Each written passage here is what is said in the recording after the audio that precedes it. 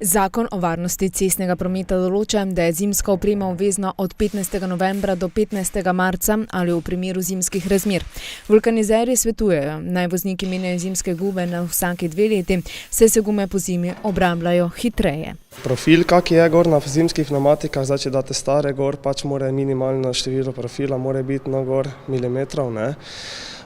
Pazljivo je treba biti, da ni prestara guma, torej guma mora biti še dokaj mehka, drugače pač oprejem je vedno slabši, gor tudi skozi starost gume, zmes gume se tudi skozi čas, ne, se spreminja vse skupaj in je treba pač biti pazljiv glede na to. Verjetno ste se pred menjavo vprašali, ali izbrati zimske ali celoletne pneumatike. Vulkanizerji opozarjajo, da takšne pneumatike sicer veljajo tako za letne kot zimske, zaradi oznake M+S na obodu, vendar nimajo tako imenovanega emblema snežinke, ki bi jih uvrščala med prave zimske pneumatike.